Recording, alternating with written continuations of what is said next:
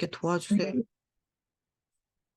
벌코프 조직신학 제1부 교의신학의 개념과 역사 1. 신학의 조직적 제시에 붙여진 명칭 기독교 역사의 첫 두세기 동안 하나님 말씀에서 모은 교리적 진리 전체를 조직적인 방식으로 제시하려는 시도가 거의 없었다. 그러나 진리를 되도록 전체적으로 조망하기를 원하는 인간의 마음의 충동은 오래 억제할 수 없었다. 인간은 이성을 부여받은 존재로서 이 인간의 이성은 개별적인 진리들을 단순히 수집하는 것으로 만족하지 못하고 그 진리들을 상호 관계 속에서 봄으로써 그것들을 분명하게 이해하기를 원했다. 본능적으로 이성은 상호 무관한 진리들을 모으고 분석하고 종합하여 그것들 사이의 관계를 분명하게 만든다.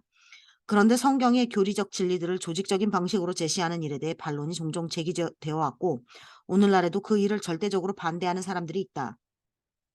진리를 조직화하면 할수록 하나님의 말씀에서 찾아볼 수 있는 진리의 제시로부터 멀어질 것이라는 두려움이 숨어 있는 것 같다.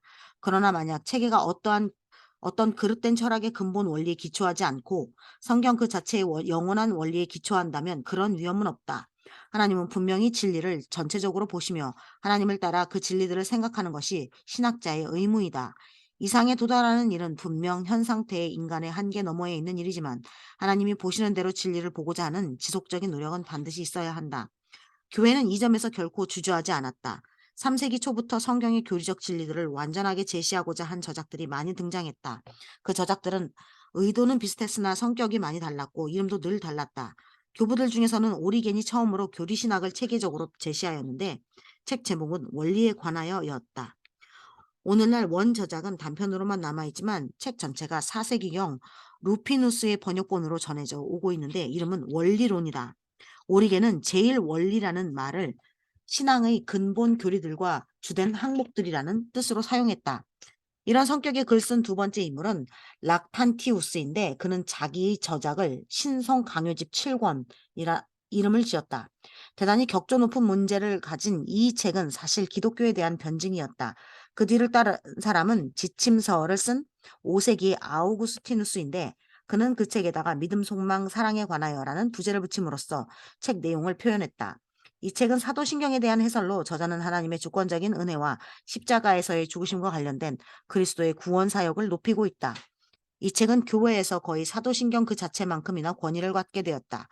교부시대 말기에 다마스쿠스의 요한이 정통 신학에 대한 정확한 해설이라는 제목으로 체계적인 글을 썼는데 이 책은 그전 책들보다 현대 교의학 저작에 더 가깝다. 이 책은 네 권으로 나뉘어져 각각 1. 하나님과 삼위일체 2. 창조와 인간의 본성 3. 그리스도와 그분의 성육신 죽으심 음부에 내려가심 4. 그리스도의 부활과 통치 및 신학의 각기 다른 주제를 다루고 있다. 중세시대에 쓰인 교리적 저작들은 성격이 다소 달랐다. 이 점만큼 성경에 기초하지 않고 주로 그 이전 교부들이 쓴 글에 기초했다. 센텐시아 명제라는 용어가 도입된 것이 바로 이때의 일이다. 이 용어는 주로 교부들의 저작을 모은 책을 가리키는 것이다. 이것들 중 가장 중요한 것은 페트루스 롬바르두스가 지은 명제집이다. 이 책은 그저 편집할 만한 것이 아니라 방대한 양의 원전도 포함하고 있다. 이 책은 3세기 동안이나 신학 연구를 위한 뛰어난 지침서 역할을 했다. 센텐티아라는 말과 함께 썸마, 대전이라는 말도 점차 쓰이게 되었고 시간이 흐르면서 센텐티아라는 말을 대신하게 되었다. 썸마 중 가장 유명한 것은 로마 교회의 위대한 권위자인 토마스 아퀴나스의 책이다. 토마스는 이 책을 끝맺지 못하고 세상을 떠나는데 그의 다른 저작에 발췌하여 이 책에 덧붙인 것이 있으므로 그것을 보아 저술리지 못한 부분의 내용은 어느 정도 짐작할 수 있다. 종교개혁 시대 및 그 후에는 전혀 다른 이름들이 교리적 저작들에 사용되었다. 루터 교회의 첫 교의학자는 멜란히톤이었다. 그는 자기 책 이름을 신학총론이라고 이름지었는데 이 책은 일련의 로마서 강좌에 비롯된 것이었다. 다른 많은 루터파 신학자들도 이와 비슷한 명칭을 사용했다. 그렇지만 시간이 흐를수록 이 용어도 쓰이지 않게 되었다. 찌빙글리는 참 종교와 거짓 종교에 관한 주석이라는 책을 썼는데 이 책은 개혁주의 신앙에 대한 최초의 체계적 해설이라 불렸다. 칼빈은 자기의 주저를 기독교 강요라는 이름 지었는데 다른 많은 사람들도 이 명칭을 채택했다. 19세기에도 이 명칭은 모양만 약간 바뀌어 리처드 왓슨의 신학 강요로 나타났고 게르하르트는 그대로 기독교 강요라는 명칭으로 사용했다. 그렇지만 종교개혁 이후 theologia, 신학이라는 용어가 루터파 및 개혁주의 진영에서 널리 사용되게 되었다. 그리고 신학적 저작들의 수가 늘어나며 이 용어의 어느 정도의 한계를 설정할 필요가 있게 되어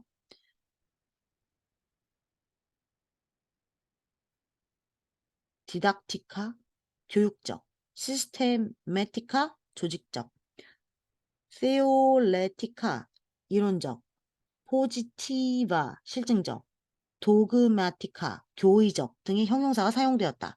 교의적이라는 용어를 처음으로 사용한 사람은 아마도 엘 라인하르트인 것 같다. 그는 자기의 저작에 교의 신학 개요라는 이름을 붙였다.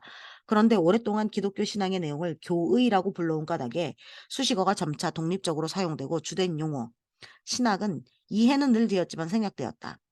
자기의 책을 개신교 교회의 원리에 따른 기독교 신앙이라고 이름 지은 슐라이어 마허의 영향 때문에 신앙의 교리라는 말도 사용하게 되었다. 좀 더 최근에는 기독교 신앙, 헤링, 커티스, 기독교 신학, 크나프, 포프, 발렌틴, 교의학, 개혁, 교의학, 기독교 교의학, 카프탄, 바빙크, 호니히, 바르트, 교의 신학, 쉐드, 홀, 조직신학, 레이먼드 하지 밀리 스트롱 등 다양한 용어가 사용되고 있다. 독일과 네덜란드의 개혁주의 신학자들은 수식어가 붙거나 붙지 않은 교의학이라는 용어를 단연 선호하고 있다. 그렇지만 미국에서는 조직신학이라는 용어가 더 널리 사용되고 있는 것 같다. 이상적인 입장에서 보면 교의학이라는 용어가 더 낫다고 판단되는데 그 이유는 첫 번째 그들이 둘 중 더 구체적인 구체적이어서 연구의 진짜 대상을 더 분명하게 지적해주고 두 번째 조직신학의 조직이라는 수식어는 사실과는 달리 이 학문이 주 자료를 논리적으로 다루는 유일한 분과라는 인상을 주거나 신학에서 구조상 조직적인 다른 것은 없다는 인상을 줄 수 있기 때문이다. 그렇지만 실천적인 이유 때문에 특히 이 시대의 미국에서는 조직신학이라는 용어를 쓰는 것이 바람직할 것 같다. 이 용어를 사용한다고 해서 원리가 희생되는 것은 아니다. 워필드 박사는 이 용어가 더 낫다고 생각하여 오히려 옹호하고 있는 입장이다.